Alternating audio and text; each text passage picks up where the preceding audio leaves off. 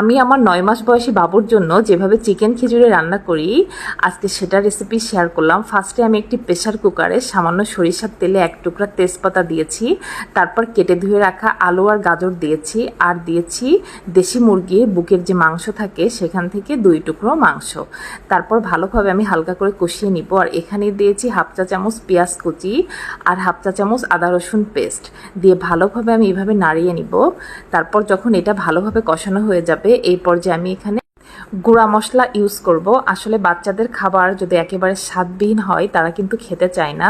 আমি চেষ্টা করি একটু টেস্ট করে রান্না করার জন্য। এখানে আমি অল্প পরিমাণ হলুদ আর দিয়েছি ঝালের জন্য আমি কালো গোলমরিচের গুঁড়া, সামান্য জিরা আর গরম মশলা সব কিছুই দিয়েছি, কিন্তু পরিমাণে অনেক কম, কারণ এই বয়সে বাবুদের যেমন মশলার সাথে পরিচিতও করাতে হবে, আবার অতিরিক্ত পরিমাণও কিন্তু দেওয়া যাবে না। আর এই যে আমি এখানে আগে থেকে চাল ডাল ধুয়ে রেখেছিলাম, আমি এখানে ভাতের চালের সাথে মুগ ডাল আর মসুরির ডাল নিয়েছি। তারপর আমি এর ভেতরে দিয়ে ভালোভাবে কষিয়ে পরিমাণ অনুযায়ী পানি দিয়ে আমি এটা প্রায় 5-6টার মতো হুইসেল দিয়ে নিব, কারণ এটা নরম করে রান্না করলে বাবুদের খেতে সুবিধা হবে।